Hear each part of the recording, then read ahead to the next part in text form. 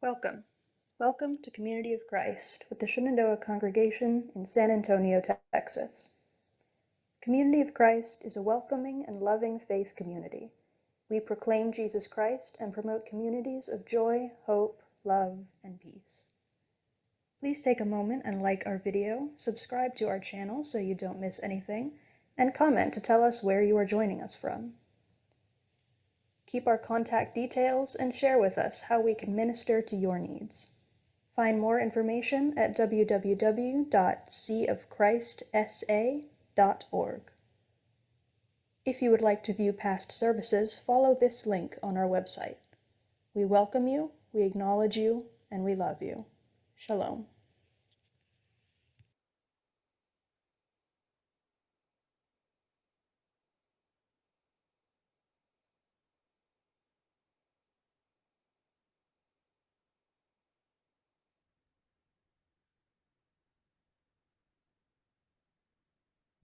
Now comes the part of our service where Cindy's going to share with us her message this morning.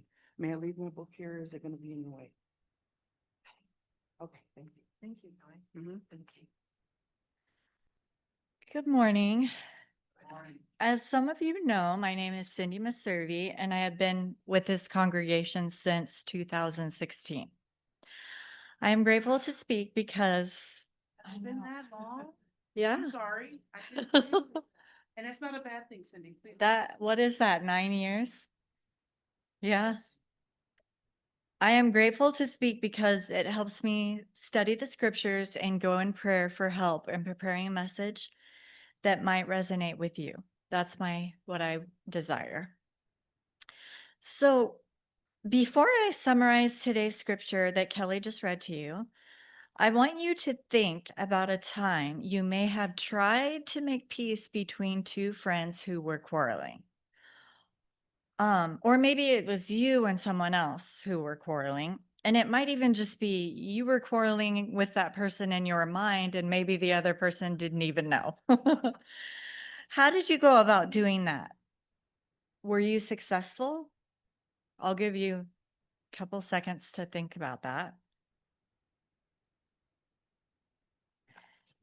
So, I read both the Herald House interpretation and the NRSV interpretation of this short book of scripture to prepare for hopefully this very short message.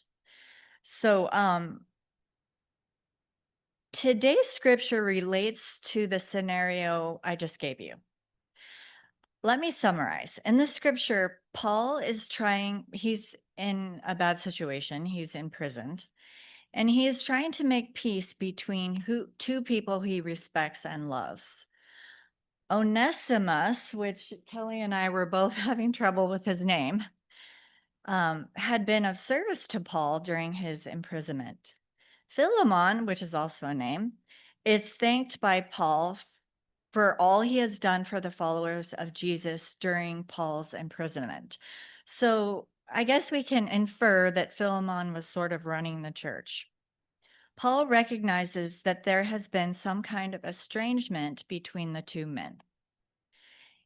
In the Herald House notes, it indicates that Onesimus may have been a runaway slave of Philemon's, which would not only make this relationship with Philemon difficult, but could also put Onesimus's life in jeopardy because of the laws of the land.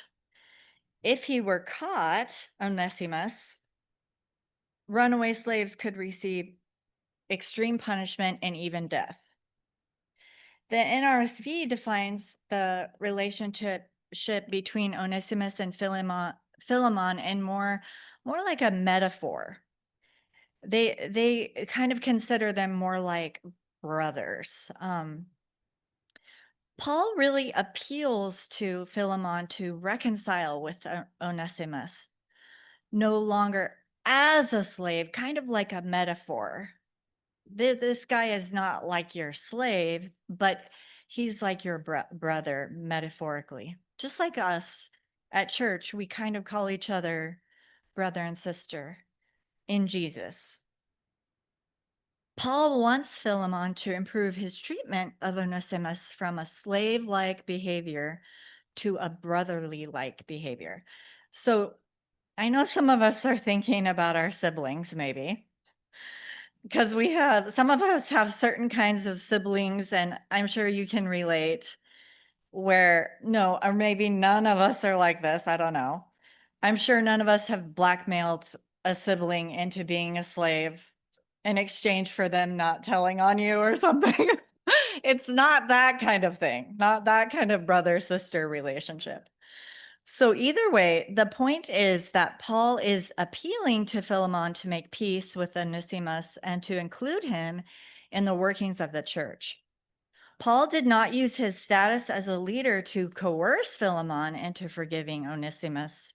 He appealed to him, and we get the feeling of that word. Appeal means to invite or ask, not to command. And we get that feeling with Jesus, that Jesus invites us. Paul even offered to pay any losses, offering restitution. Paul was acting as a peacemaker, maybe following Jesus's admonition, and I just love the Sermon of the Mount. Blessed are the peacemakers, for they shall be called the sons and children of God. If we consider Onesimus as a slave, Paul's appeal held great implications. He was going against standard norms upheld by law. Sometimes the laws of the land can go contrary to the teachings of Jesus his followers try to follow.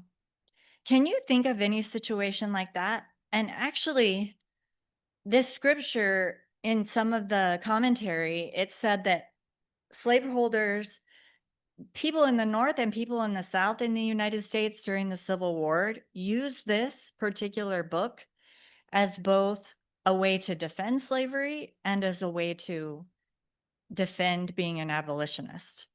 So figure that out. Both sides used it in that way. If we consider Onesimus and Philemon as estranged brothers or even brothers in the gospel of Jesus, we see that people proclaiming the same faith can have disagreements. Does that happen here? That can be an internal yes or no. I hope not to embarrass someone in the congregation. And actually, I talked to this person and told him exactly what I was going to say today. One Sunday, I was feeling low, and a member here approached me with some questions about my personal life. And the reason this person did was because I had shared a lot about my personal life. Normally, this would have been fine, but because that day I wasn't feeling very happy, I interpreted what he said through a lens of insecurity. Has anyone ever had that happen? Where like something someone says, normally it would just like brush off of you, but you're having a bad day, so it doesn't that day. When I left church, I was actually mad. I was thinking how insensitive this person was. And on the way home, kept thinking that I had known this person for a long time, 9 years.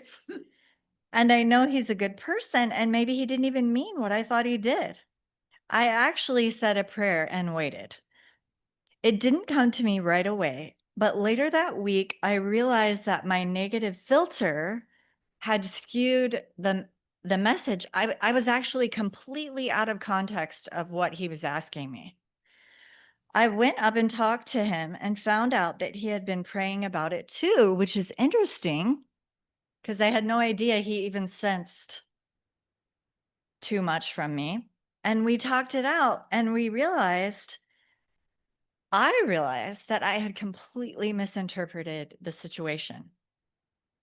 So in my place of employment, we had a training course called Crucial Conversations. Has anyone heard of it? Maybe I brought the book. It's called Tools for Talking When Stakes Are High. It doesn't mean we have these conversations every time we have a misunderstanding if we don't need to. But I think we could look at even Jesus's parables as a way to be an example of this kind of thing. When we want our relationships to be good. Maybe some of you have heard of this book before, but the main thing I got out of the training was that as humans, we fill in parts of any situation that is left out. We naturally do that. It's even just a survival technique. In this book, they called it making up stories. We don't have all the information, and so we make up a story around whatever is not we're not partial to. We make up stories about each other when we don't have all the information. We fill in parts that we don't know. Have you ever made up a scenario about someone and then asked him or her about it later, and some trivial fact changed your whole view about what had happened? The goal of this training was to help us as employees have those crucial conversations that would help clear up false narratives that we make about each other or situations. I think our whole country could use this training because we make up stories. And I think when Jesus saw the woman who was being stoned, that was part of that principle. Those of you who have not sinned, you go ahead and cast the first stone. It's like you don't know her whole story. You don't know the ins and outs. You can't be the judge. This very brief scripture invites us or appeals to us, which means to make a serious or urgent request, to consider love, and to resolve conflict using Christian principles: prayer, forgiveness, compensation, finding out what is really behind what someone said or did. And I say this with love for all of you, and I'm just so thankful for all the love that you've shown me.